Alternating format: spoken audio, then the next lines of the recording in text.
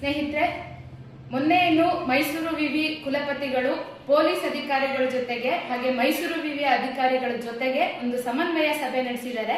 ಈ ಸಭೆಯಲ್ಲಿ ಮೈಸೂರು ಮಾನಸ ಗಂಗೋತ್ರಿ ಕ್ಯಾಂಪಸ್ ಹಾಗೆ ಮಹಾರಾಜ ಯುವರಾಜ ಕಾಲೇಜ್ಗಳಲ್ಲಿ ಕಾಲೇಜಿನ ಆವರಣಗಳಲ್ಲಿ ವಿದ್ಯಾರ್ಥಿಗಳ ಪ್ರತಿಭಟನೆಯನ್ನ ನಿಷೇಧಿಸಬೇಕು ಅಂತ ಹೇಳಿ ತೀರ್ಮಾನ ಮಾಡಿದೆ. ಸ್ನೇಹಿತರೆ, ಇದು ಅತ್ಯಂತ ಅಪ್ರಜಾತಾಂತ್ರಿಕ ಧೋರಣೆ ಆಗಿರೋ ಕಾರಣ ಎಐಡಿಎಸ್ ಮೈಸೂರು ಜಿಲ್ಲಾ ಸಮಿತಿ ಇದನ್ನ ಅತ್ಯುಗ್ರವಾಗಿ ಖಂಡಿಸುತ್ತೆ. ಸ್ನೇಹಿತರೆ, ಮೈಸೂರು ಯೂನಿವರ್ಸಿಟಿಗೆ ಬಹಳ ದೊಡ್ಡ ಇತಿಹಾಸ ಇದೆ. ರಾಷ್ಟ್ರಕವಿ ಕುವೆಂಪು ಅವರು ಕುಲಪತಿಗಳಾಗಿದ್ದಂತಹ ಮೈಸೂರು ವಿಶ್ವವಿದ್ಯಾನಿಲಯದಲ್ಲಿ ಈ ರೀತಿ ವಿದ್ಯಾರ್ಥಿಗಳ ಪ್ರತಿಭಟನೆ ಮಾಡುವಂತ ಹಕ್ಕನ್ನ ಕಸಿಯುವಂತದ್ದು ಅತ್ಯಂತ ಖಂಡನೀಯ ಅಂತ ನಮಗನ್ಸುತ್ತೆ.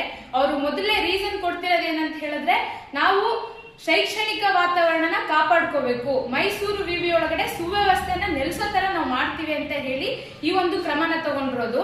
ನಮ್ಮ ಒಂದು ಪ್ರಶ್ನೆ ನಿಮಗೆ, ಮೈಸೂರು ವಿವಿಯ ಸುವ್ಯವಸ್ಥೆನ ಕಾಪಾಡಬೇಕು ಅನ್ನೋದಾದ್ರೆ, ಶೈಕ್ಷಣಿಕ ವಾತಾವರಣ ಚೆನ್ನಾಗಿ ಇಟ್ಕೋಬೇಕು ಅನ್ನೋದಾದ್ರೆ, ಮೊದಲು ಪ್ರತಿ ವರ್ಷ ಜಾಸ್ತಿ ಆಗ್ತಿರುವಂತ 10% ಫೀಸನ್ನ ವಾಪಸ್ ತಗೊಳ್ಳಿ. ಅಂಡ್ ಅಲ್ಲಿ ಮಹಾರಾಜ ಯುವರಾಜ ಕಾಲೇಜ್ಗಳಲ್ಲಿ ಇವತ್ತಿಗೂ ಕೂಡ ಮೂಲಭೂತ ಸೌಕರ್ಯಗಳಿಲ್ಲ, ಕುಡಿಯೋ ನೀರಿಲ್ಲ, ಟಾಯ್ಲೆಟ್ ಫೆಸಿಲಿಟೀಸ್ ಇಲ್ಲ, ಪಾಠ ಮಾಡೋದಕ್ಕೆ ಟೀಚರ್ಸ್ ಗಳಿಲ್ಲ. ಈ ಸಮಸ್ಯೆಗಳನ್ನ ಮೊದಲು ಬಗೆಹರಿಸಿ ಈ ಸುವ್ಯವಸ್ಥೆನ ಕಾಪಾಡಿ. ಅದನ್ನ ಬಿಟ್ಟು ಪ್ರತಿಭಟನೆನ ಹತ್ತಿಕ್ಕೋದ್ರಿಂದ ನೀವು ಸುವ್ಯವಸ್ಥೆ ಕಾಪಾಡ್ಕೊಳಕ್ಕಾಗಲ್ಲ. ರಾದರ್ ಅದ್ರ ಬದಲಾಗಿ ಈ ರೀತಿ ಪ್ರತಿಭಟನೆನ ಹತ್ತಿಕ್ಕೋ ನಿಟ್ಟಿನಲ್ಲಿ ಕ್ರಮಗಳನ್ನ ತಗೋತಾ ಇದ್ರೆ ಅಪ್ರಜಾತಾಂತ್ರಿಕವಾಗಿ, ಇದು ನಿಜವಾದ ಶೈಕ್ಷಣಿಕ ವಾತಾವರಣಕ್ಕೆ ಪೆಟ್ಟು ಕೊಡುವಂತದ್ದು. ಹಾಗಾಗಿ ಇದನ್ನ ಈ ಕೂಡಲೇ ವಾಪಸ್ ತಗೋಬೇಕು.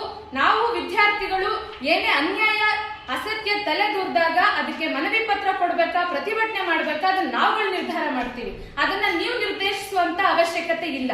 ಹಾಗಾಗಿ ನಮ್ಮ ಪ್ರತಿಭಟನೆ ಮಾಡುವಂತ ಹಕ್ಕನ್ನ ಕಸಿಯಕ್ ಬಂದ್ರೆ ಇಡೀ ಮೈಸೂರಿನ ವಿದ್ಯಾರ್ಥಿಗಳು, ಇಡೀ ರಾಜ್ಯದ ವಿದ್ಯಾರ್ಥಿಗಳು ಇದ್ರ ವಿರುದ್ಧ ಪ್ರತಿಭಟನೆ ಮಾಡಬೇಕಾಗತ್ತೆ.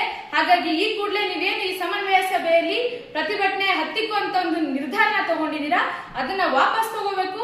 ಅಂಡ್ ಎಲ್ಲ ವಿದ್ಯಾರ್ಥಿಗಳನ್ನು ಕೂಡ ನಮ್ಮ ಒಂದು ಪ್ರತಿಭಟಿಸುವಂತ ಹಕ್ಕನ್ನ ಕಾಪಾಡಿಕೊಳ್ಳೋದಕ್ಕೆ ಹೋರಾಟಕ್ಕೆ ಮುಂದಾಗಬೇಕು ಅಂತ ಹೇಳಿ ಎಐಡಿಎಸ್ ಕರೆ ನೀಡ್ತಾ ಇದೆ.